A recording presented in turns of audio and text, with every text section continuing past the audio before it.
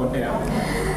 Welcome back, and it's still morning at NTV. My name is Aisha Nasang, and it's time for the sports update here on Morning at NTV. And today morning, I am joined by a guest here, Ismaiga, who is the coordinator of the National Olympic Academy. That's the Uganda National Olympic Academy, Uganda. And he's here to tell us more about a serious topic, particularly because he's going to be discussing how they are using sport to fight HIV/AIDS. HIV/AIDS is a serious issue. Isma, welcome to the show.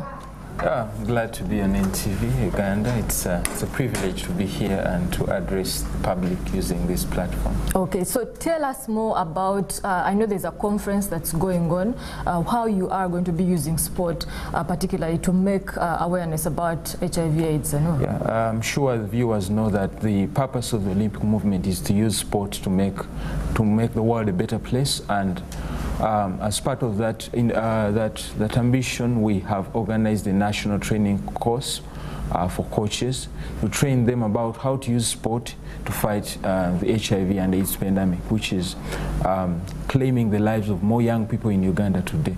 So we know that the coaches are the pillars of the sports movement. So we are training them to go ahead and then train the young people on how to use sport to fight the HIV/AIDS pandemic, because sport plays a vital role in this fight against HIV. The National Olympic Academy falls directly under the Uganda Olympic Committee. Definitely, the Uganda it's a constituent body within the Uganda Olympic Committee. So how do you use the athletes themselves, because these are the people that impact directly, and these are the people that the aspiring athletes want to be like? If you are Kiprotich, if you are a Ganzi Mugula, how do you use these athletes to spread this particular message? Actually, we know very well that athletes are the faces of the sports community. So what we are going to do is that we are going to have we're going to train athletes as part of this initiative. We are training athletes on the 27th and 28th at the Sheraton Hotel. We're going to train them about how to spread and how to create awareness about HIV and AIDS, particularly to the sports community. So what we are going to do is that as part of this initiative, we are going to train 100 athletes, popular athletes, likes of Kiprotich, the likes of Ganzi Mugula, Kamoga, and all the likes, and we will give each of these athletes 1,000 HIV awareness cards, 1,000 each, to distribute to the young people around within the sports community. So that means if you train 100 athletes and each one is given 1,000 cards, that means that these 100 athletes are going to impact the lives of 100,000 young people about HIV and AIDS and how they can prevent themselves from acquiring this infection. There's a stigma when it comes to HIV and AIDS. There's not that many athletes that have come out. The one famous name that comes to mind is Magic Johnson, the point guard from LA Lakers who played basketball in the NBA, who has since come out after he retired and to tell the world that he had HIV. So how do you help athletes if one of them were to come out and say, I have HIV, but I still want to compete for my country? What we believe in the spirit of the Olympic movement is that we warn against any form of discrimination first. In the Olympic movement, we don't accept any kind of discrimination. So first of all, we encourage the athletes to come out, and then we warn against any form of discriminations against the athletes who have this infection. We highly warn against that. So first of all, we make sure that we join them and welcome them more into the family. We give them counseling. As a sports community, we have counseling. We have a lot of counselors within the Olympic Committee. Yes. So we give them counseling, we encourage them, and we let them to engage in sport as equal as their colleagues who are living HIV negative. So we encourage them and we treat them in the same way to make sure that they Any last words for an athlete that could be watching, an aspiring athlete, or even a coach who would want to come for this particular seminar and to find out more and get any more information? Actually, the information I have for you is that HIV is still real. Please don't have any thinking that HIV is getting low. It's still real, and you athletes have to live responsible lives. Make sure that you can avoid engaging in unprotected sex, or you can even abstain or be faithful to your partner, provided you have done a test. Make sure that you do an HIV test.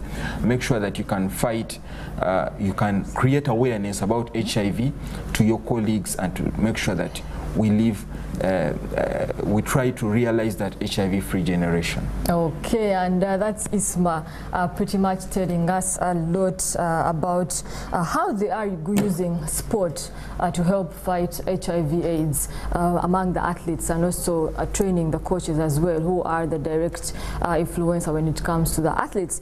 We will go through the rest of the sport as it happened yesterday, and we'll start off with the volleyball. Yesterday, KAVC volleyball tournament being launched. This is the 19th edition. Last week we did have Diana Agawa here to tell us more about that, but yesterday, of course, the official launch by NSSF therein, who are sinking in a tune of up to about 70 million overall. There's going to be a technical meeting on the 7th of August before the tournament itself kicks off on 8th to 9th of August. That's this particular weekend, and they're going to be using the Lugogo Indoor Stadium as well as the different stadia. There are mobs as well as the book ground will be the courts that they will be using. They do expect 32 teams to make it down there. This is 16 men's teams, and then of course 16 women's teams as well.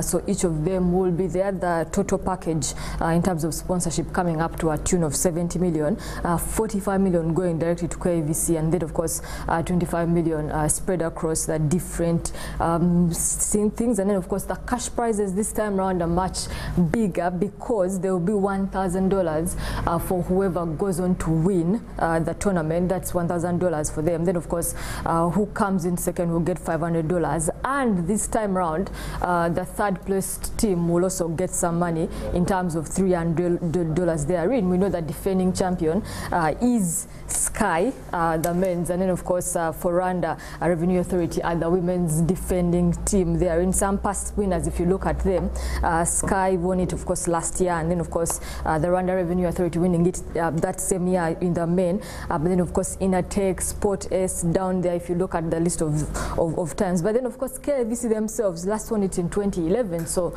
for a team that's hosting their own championship, they would want to do better this season. They've been on a row of sorts, been doing very well in the league. So it's going to definitely be down to some of the sides from Uganda. A couple of big sides have already confirmed that they will be participating in this championship, because Espo has confirmed participation, and one or two teams from Congo as well. So we know for a fact that this is going to be a huge tournament. That's the NSSF KAVC volleyball tournament that's supposed to start this weekend on 8th to 9th of August. Lugogo Indoor Stadium, mobs and the mock grounds will be used for that.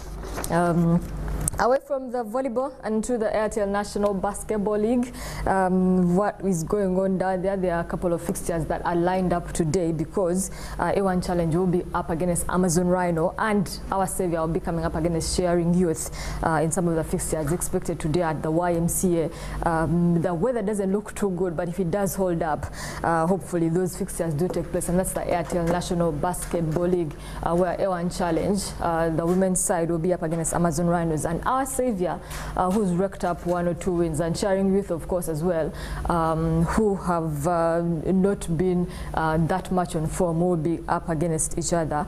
These two sides will fancy their chances against each other, because Sharing really need to pick up a win as soon as possible, and that's Airtel National Basketball League.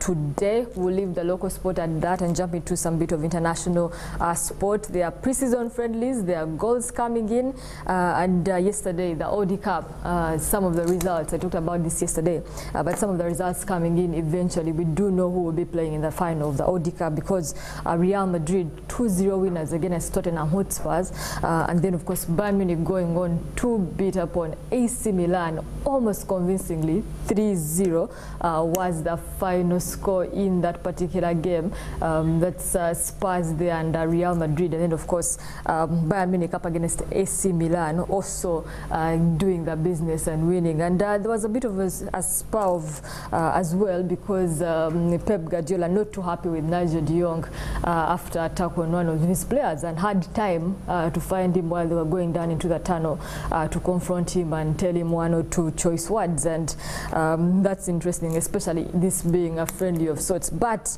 we now know which teams will be playing in the final of the Audi Cup. That is Gareth Bale scoring on his return in his first game against his former club Tottenham Hotspur. He scored in that one, so 2-0 the final score. So Real Madrid will be coming up against Bayern Munich in the final today in the Audi Cup, and there will be also a third place playoff for that one. Spurs will be up against AC Milan in what is supposed to be the last of the pre-season friendlies, because the Premiership does kick off this weekend. So we do know for a fact that everything is going to start off with the different leagues also kicking off as well. And away from the pre-season friendlies, some transfer speculation, a couple of done deals. Angel Di Maria finally making that move.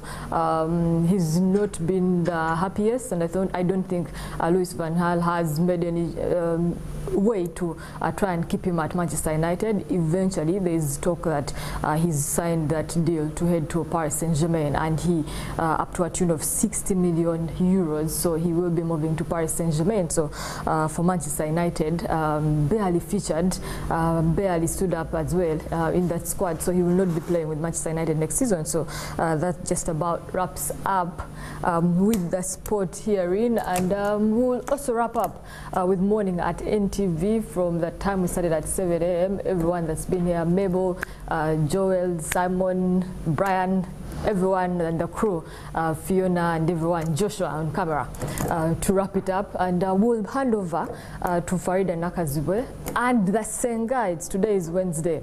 It's coming up next, and Masuze Mutia is as well. And from the crew here at Morning at NTV, have a good morning.